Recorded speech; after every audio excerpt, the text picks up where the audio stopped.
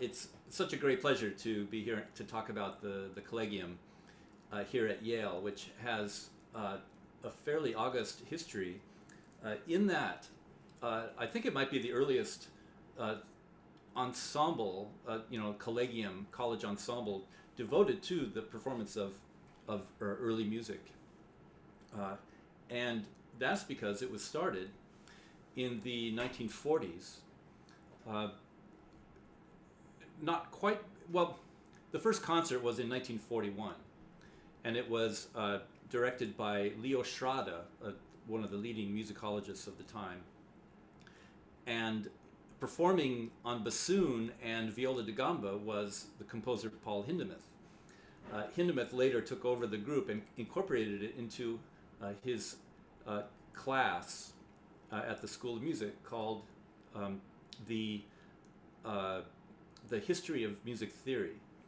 And so at first it was a very hardcore music theory class, and they would spend a semester learning theory, starting with the ancient Greeks and going up through the Renaissance and into the Baroque.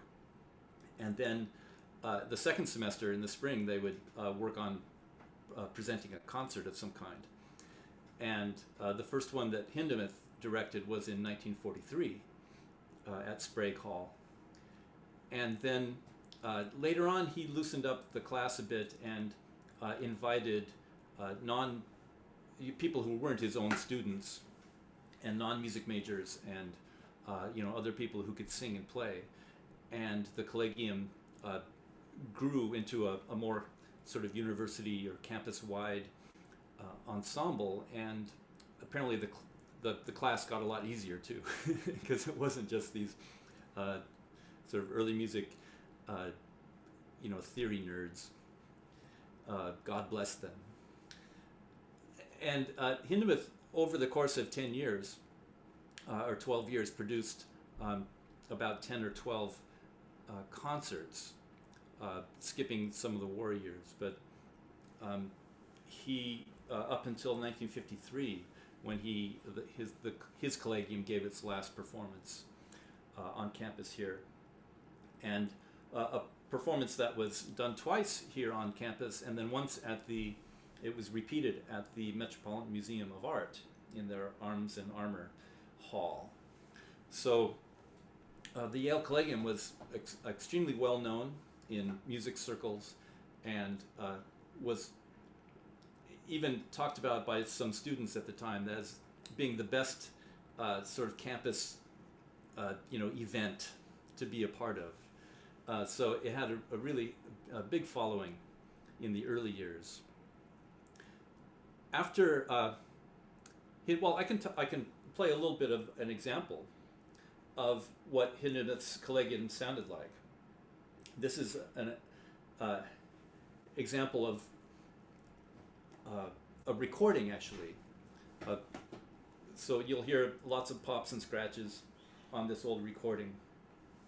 But it's from 1953, Sprague Hall, and it's the beginning of this series of madrigals written by Claudio Monteverdi, published in 1614, called the Lagrime d'Amante, and it's the poem is a sestina, and it's usually just known as the sestina.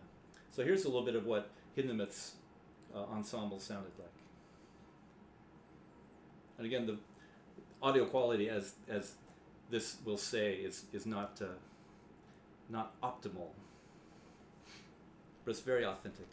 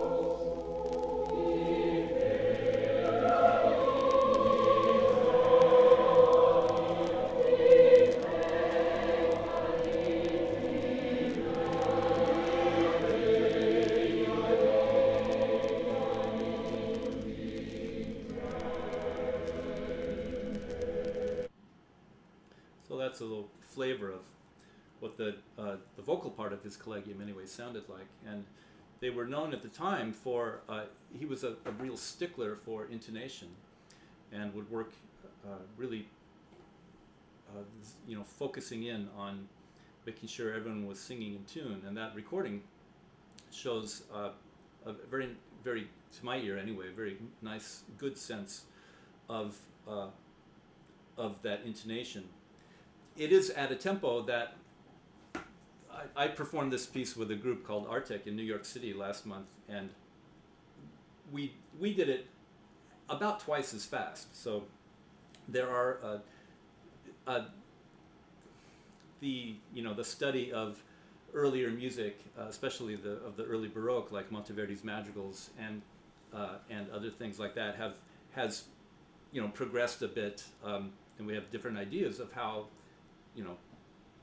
things like tempo and dynamics and things should work now. But Hindemith's ensemble was extremely groundbreaking and very, very important in the history of the early music movement, and of course predated professional groups like the New York Promusica and and all the wellspring of early music groups that followed.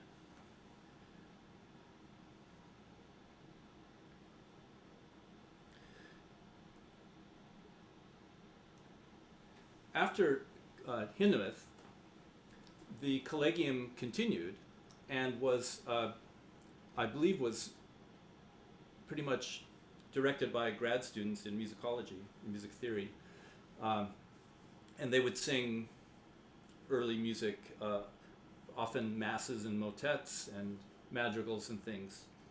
And the sort of modern history of the Collegium, as Michael referenced, began in the late 90s, early 2000s, when Richard Lalli, professor of music in the music department, took over the group and developed this relationship with the Beinecke library to, as Michael mentioned, to bring this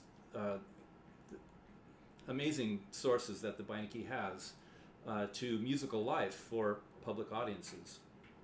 And I was fortunate enough to be brought in by Richard as I was a sort of freelance lutenist in New York City, and he would bring me out occasionally to perform with the Collegium, because it was a mixture of professional musicians, early music specialists, and avid, talented grad students, and even a few undergrads at that time.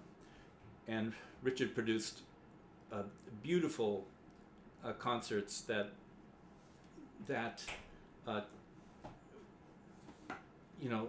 reference topics like the works of Petrarch and other kinds of early music that the Beinecke has, and highlighting music that is associated with some of the great literary works that the Beinecke possesses in first editions and things, and in manuscript. So in 2009, 2008, I guess it was, when there was a bit of a restructuring in the music department, and through a large melon, my lights go off in here sometimes, sorry. There we go. In 2008, Ellen Rosand, professor of music in the music department, won a large Mellon grant to start a Baroque opera project for undergraduates. And along with that, the Collegium was restructured some to, Richard went on to direct the YBOP, as it was called, the Yale Baroque Opera Project, and Robert Mealy and Judith Malafronte took over the Collegium and kept the same tradition of public performances at the Beinecke. By 2010 or so, I became involved here at Yale and started teaching the class that's associated with the Collegium. We have a class called the Performance of Early Music, and most of the students enrolled in that class now form the nucleus of the Collegium. So now it's a 4-credit class for undergraduates, and then accordingly, some of the music students at the School of Music, the the graduate students there, they often take an interest in learning some of the predecessors of their modern instruments. So I'll get grad students who are guitarists who want to learn the lute and theorbo. If I get a cellist or a violist, I make them play the viola da gamba and so on. And harpsichordists, piano players might come in just to experience playing the harpsichord. So I've been doing this since around, I guess, 2010 or so. And eventually I sort of co-taught with Judith and with Robert, and then eventually just sort of ended up doing the whole thing myself. So since then, we've been doing programs, and I try to really showcase the holdings of the Beinecke when they don't have specific music that I would like to perform with my group. I can always turn to some of their other holdings. So I designed a program around Cervantes' novel Don Quixote, for example, which is, of course, a copy is in the Beinecke, and I just took other Spanish music that had to do with the novel and with Cervantes' other work, and so on. And we've done Shakespeare programs that involve some music in the Beinecke, but others that aren't in the holdings here. So in the last, as Michael said, the last year, of course, we didn't do public concerts, and we put together projects that we recorded, and then the Beinecke put them together with their own video and put them up on their YouTube channel. This year we were able to do something a little more special, in that we visited the library last week, and I brought my class in, and we were able to record the program.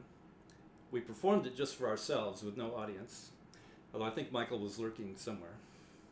And we recorded it, as you see here. This is the setup in the mezzanine in front of the Audubon prints, and with the big stacks in the middle there. It's a wonderful place to perform, and we're extremely fortunate to be able to come here and perform in it. The students were really thrilled to show up in this beautiful place and make music. And this is what they look like. We're all masked, of course, and there were about 40 of us in there. 2 faculty members, and the rest students, undergrads. 1 grad student on lute.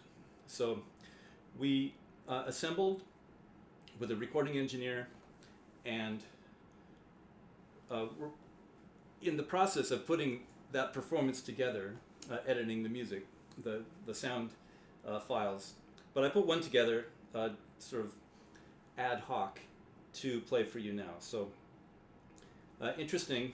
Oh, here's one of my students tuning a bass viola da gamba. I'll play one of the madrigals, also from the same book that Hindemith was working from in 1953. This is found at the Beinecke, the 6th book of madrigals by Monteverdi. This particular one, Misero al cielo, is a beautiful example, and you'll see the translation underneath each of these slides of pictures of it. So this is what the group sounds like now.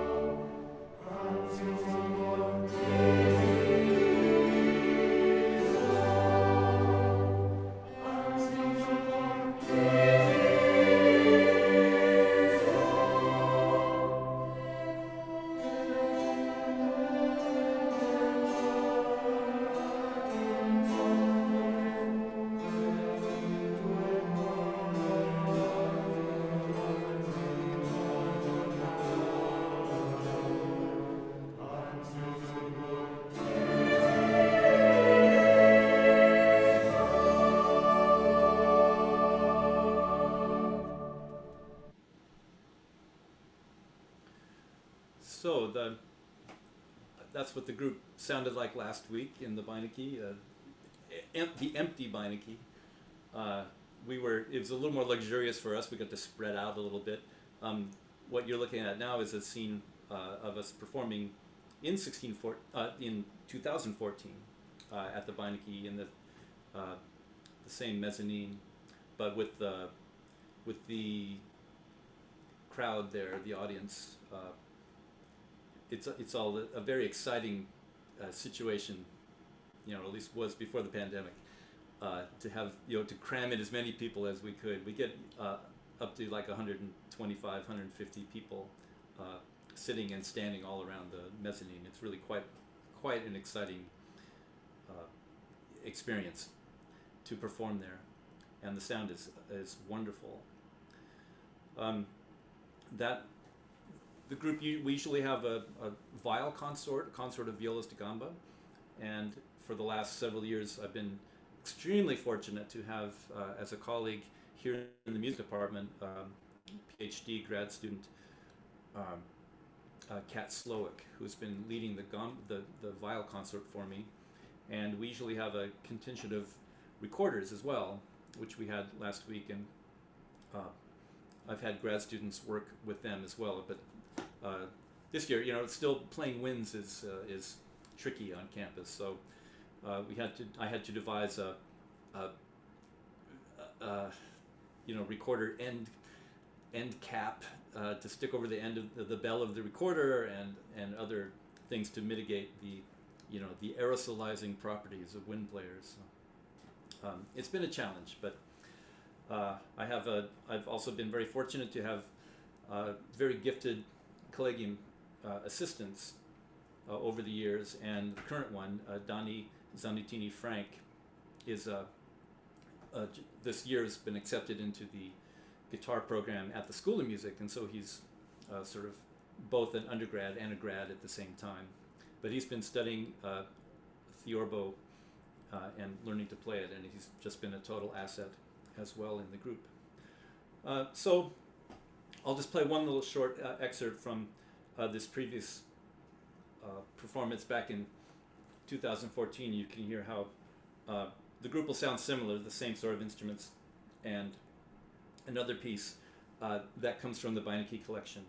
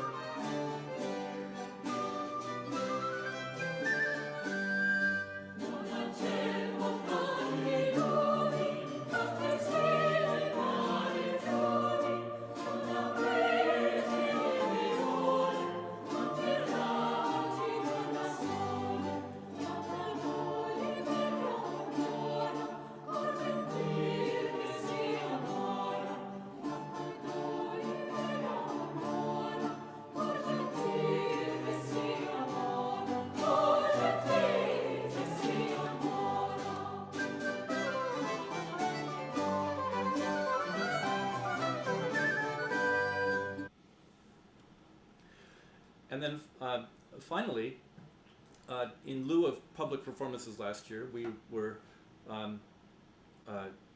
still working with the Beinecke and being supported by them, and I suggested that I could put together a project, a recording project for the Beinecke that featured two of the real early treasures of the Beinecke, the tarot cards, the Visconti tarot cards, which you see one depicted here, together with the music from the Melon Chansonnier, a 15th century French songbook that it's just a totally important collection in the field of early music, and has all the hits of the day in it. and it's actually very, very beautifully produced as well. So if you haven't seen the Melon Chansonnier at the Beinecke, that's one thing you really must try to see. And the music in it is gorgeous. And I'll play one excerpt of the show that we put together. That again, I just had the students record on their own, in their dorm rooms, on their phones and whatever. They recorded their own parts, and then Dani Zanutini, Frank, and I put it together, and with a recording engineer to try to, make it sound like it was all done in the same room. And along with that, we put images and sort of told a medieval story using the tarot cards. And so this is what one part of that looked like.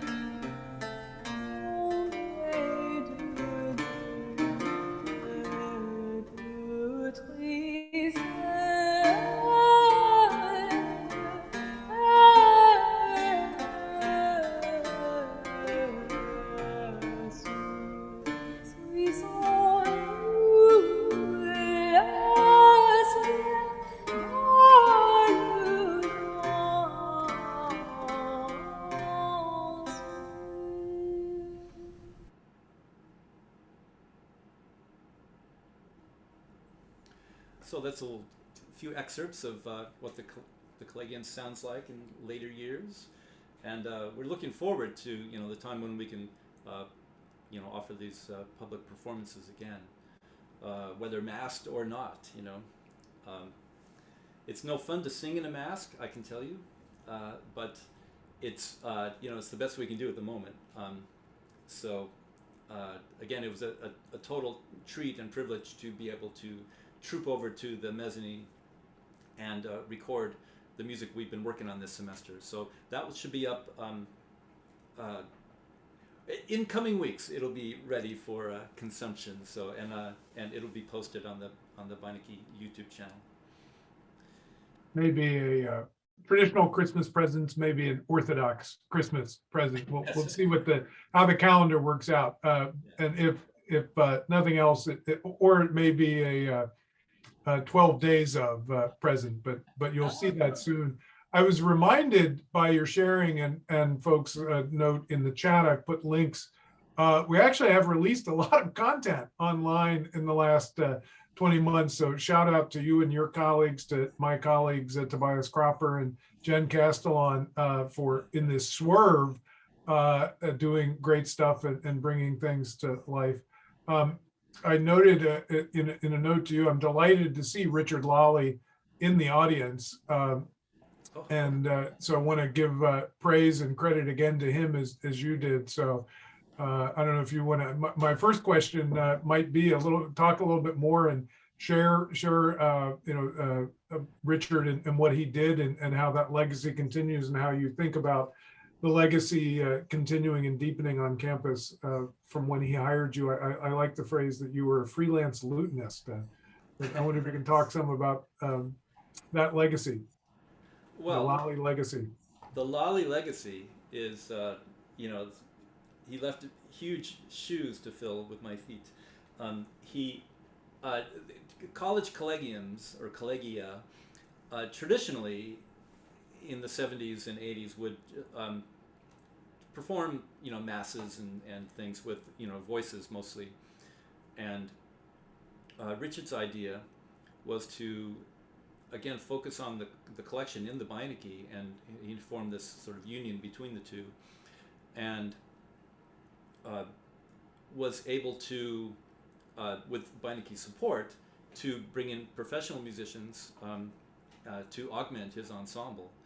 And so Richard just raised the quality, musical quality of the performances because he had the means to do so, and put together very thoughtful,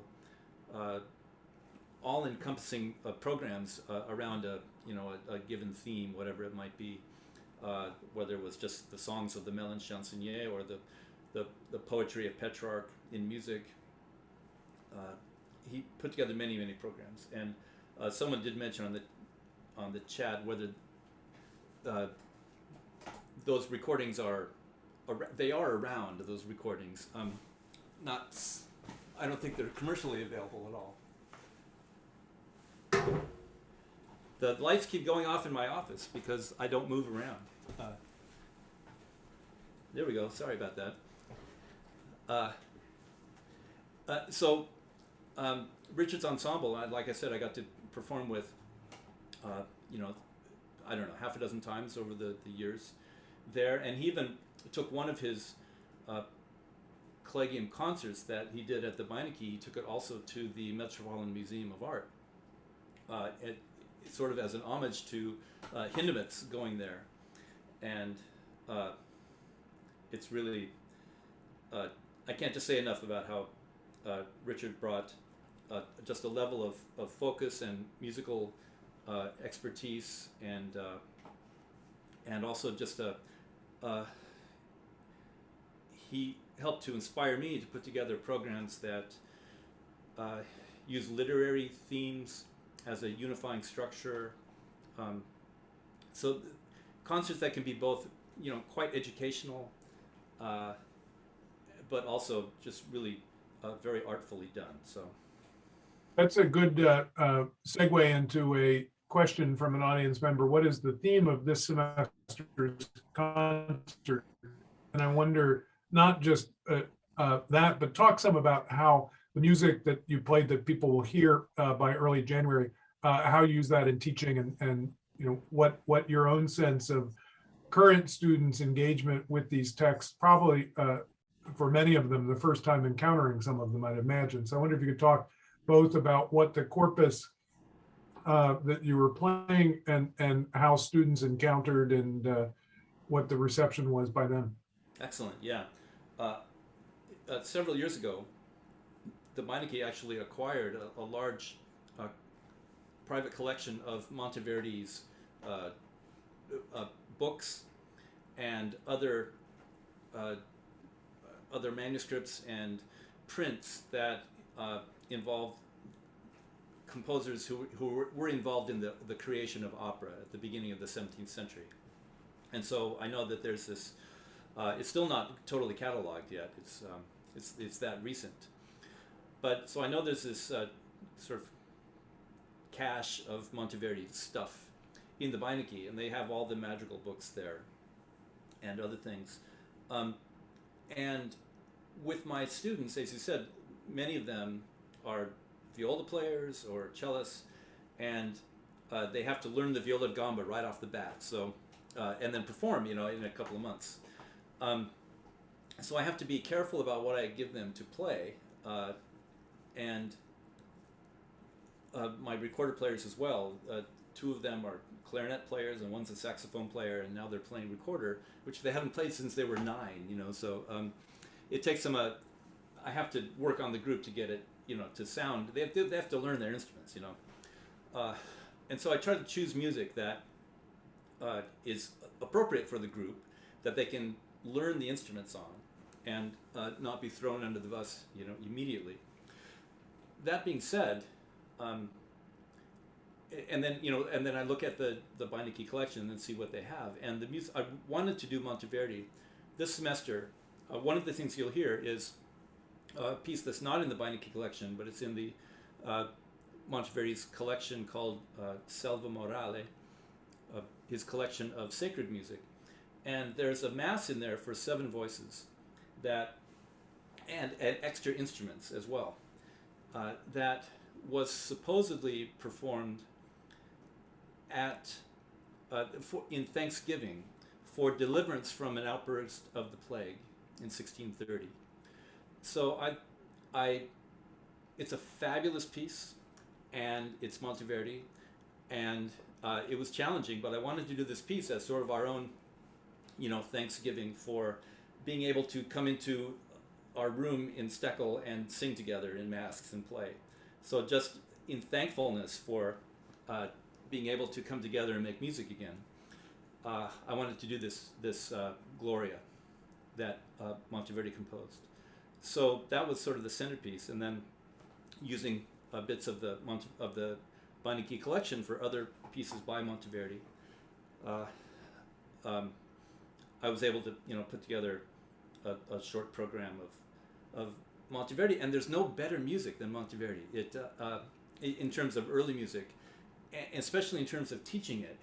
His madrigals are very sophisticated, but you have to learn about not just pronouncing the Italian, but recognizing the word painting that goes on in a madrigal, and the beautiful dissonances that Monteverdi puts in to, because there's no one more expressive no one better at expressing the emotions of language than Monteverdi. So that's another great teaching tool.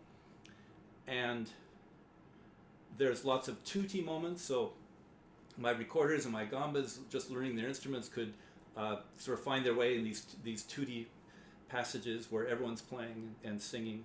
So it had all the right elements. And then finally, it teaches us all about intonation and tuning systems that were prevalent in the early Baroque.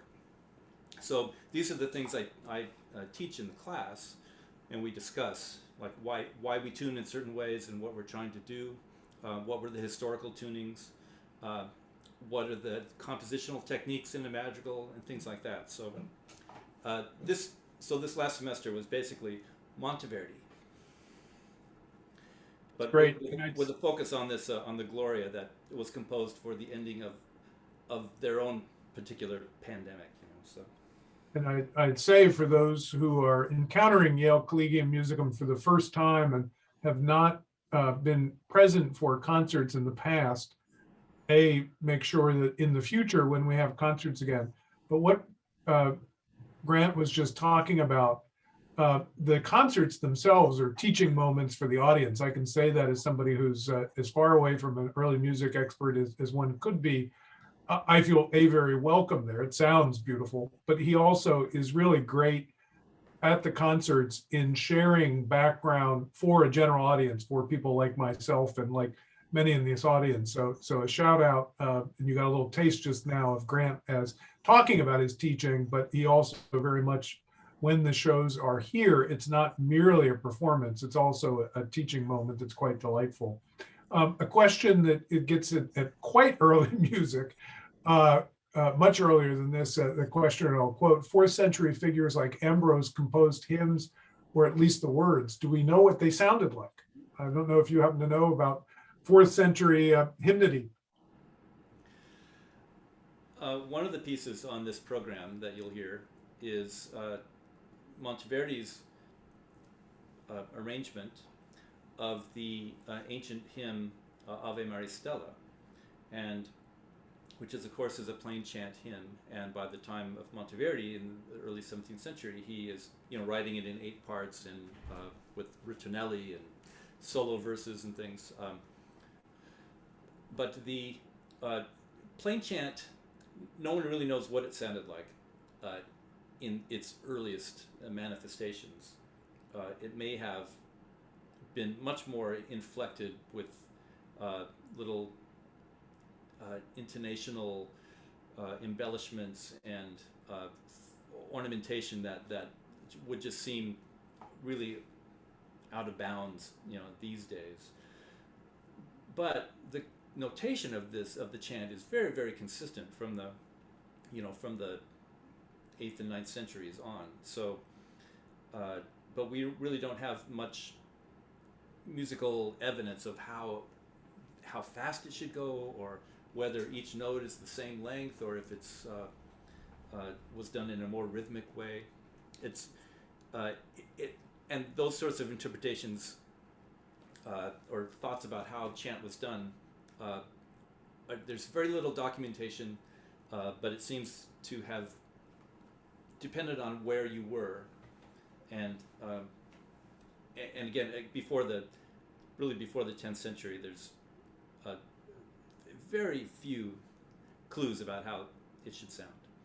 So we just, as Michael and I were talking earlier about attending, and for me, singing in Latin masses here around in Connecticut and in New York, and there are various experts on Gregorian chant and how to make it expressive and how to do it, and the tradition of that doesn't really go much farther back than the 19th century. So. To share some comments from the chat, they're all of facets on the same theme. Glorious exclamation point, just beautiful exclamation point. So beautiful exclamation point. I'm delighted that we've had 120 people plus with us this afternoon. So we've had a very good audience. It's not the same as being together on the mezzanine, but we'll have to make do. And it's as digital proxies go, it's nice to have such a great audience. There's a question of, have you done partnerships with the Yale Collection of Musical Instruments?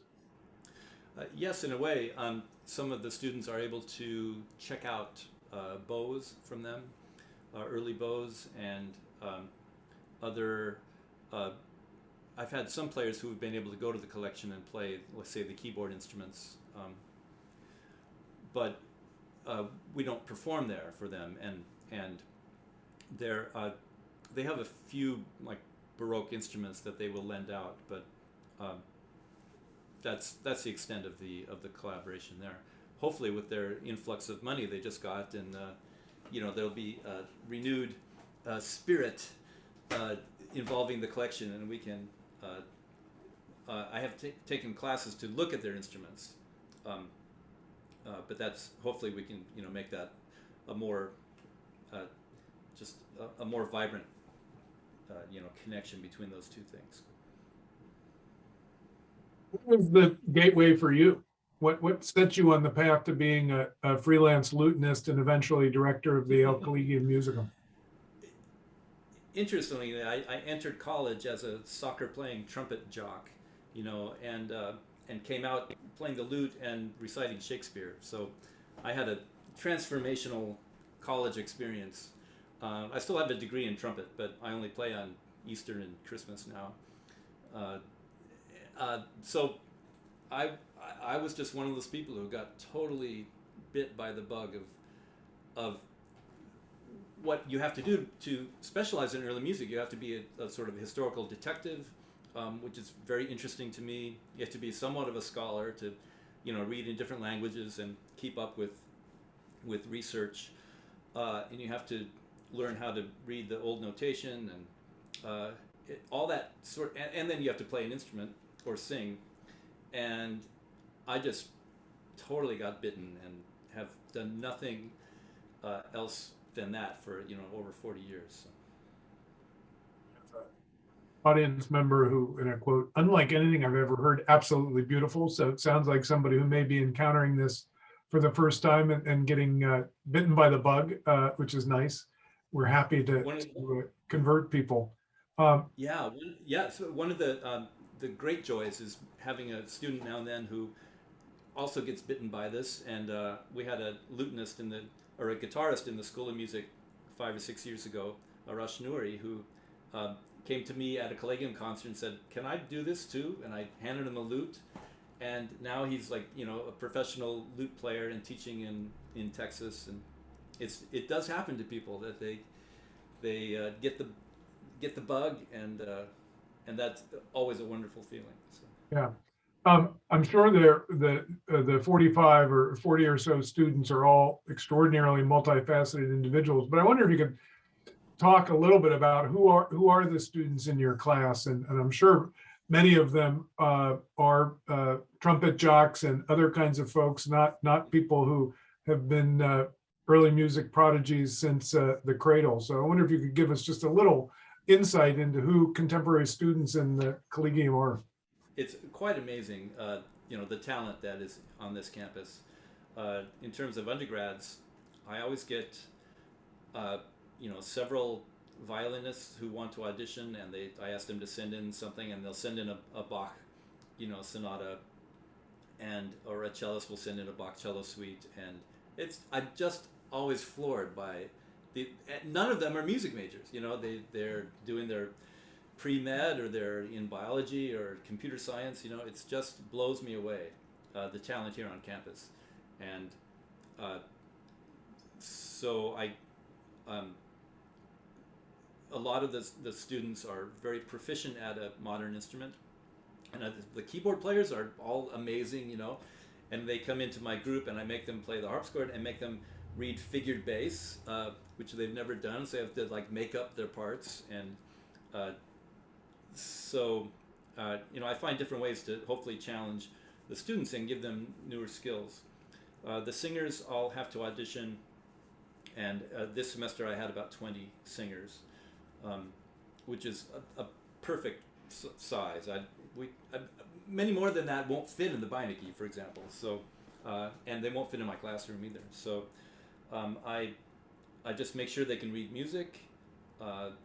My aim over the last few years has been participation, and sort of spreading the word. And so my class is about 40 people, and they can all sing, they can all read, but they're not music.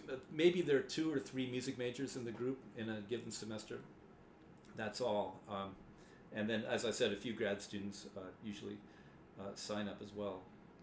So it's a total mix of talents, but they all, singing is really important here at Yale, and I was fortunate because this is a 4-credit curriculum class, I was given permission, to have singing in my classroom, with masks, of course, but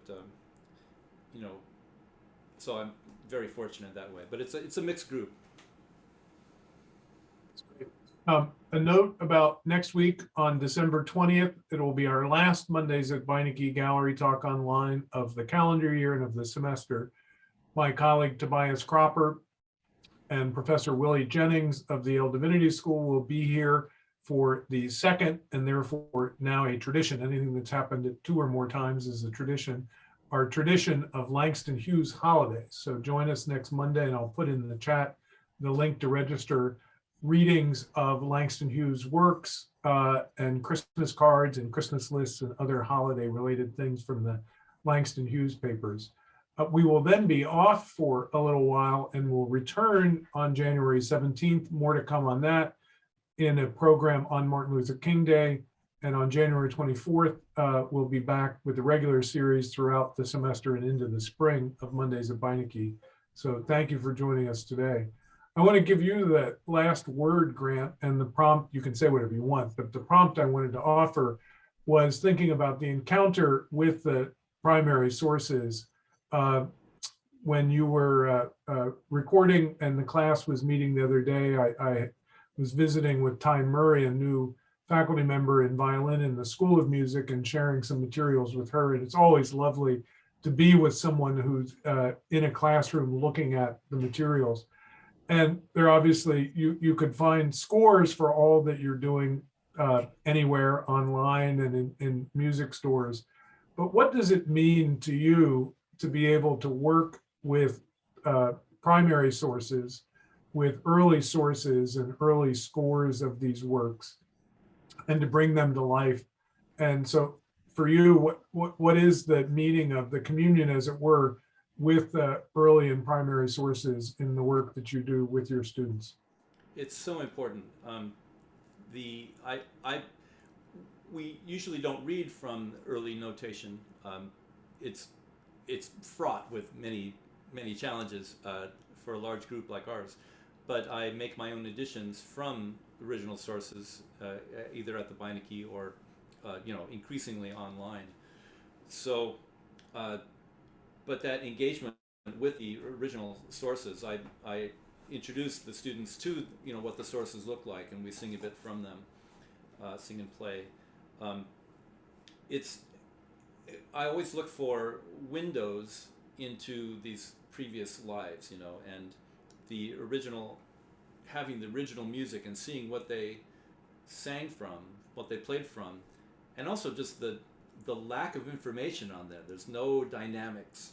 The words aren't underlaid very carefully, if they're underlaid at all. It's just really opens up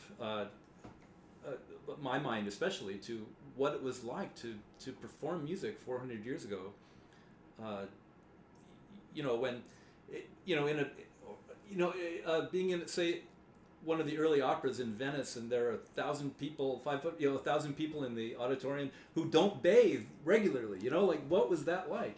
And all the lights are produced by torches, and flaming bowls of oil. Like, how do you keep a lute in tune when there's nothing but open flame around you and hot breathing people around you? Anyway, any window into the original context of this music is what also I tried to convey to the students and have them experience to some degree. So the original sources, even just to go to the Beinecke and look at some of the beautiful prints, and especially the manuscripts, the illuminated manuscripts, it just inspires awe in me and hopefully in the students as well. That is wonderful, and a wonderful note to close on. I will conclude with thanks to you and thanks to all who came before in the great cloud of witnesses of the Yale Collegium Musicum. We, in addition to Maestro Lalli, have some alums I know of the Collegium who have been in the audience. So thank you to all of you. And I'd close by saying, reflecting on Richard's legacy and your currency, like he was and like he is, an extraordinary scholar and musical leader, a maestro, but not a diva in the sense that some may think of. One of the great, kind people and wonderful people to work with. And I know I speak for all of us at Beinecke who feel the same way, Grant, that you continue that legacy. Brilliant, beautiful, but also just a great human and great collaborator. So it's a delight to work with you. It's been a wonderful privilege to help bring things online, and look forward to when we can welcome lots of people back on site. So yes. Thank you all for joining us. And Grant, thank you for the music you make and the words you shared today. Have a great day.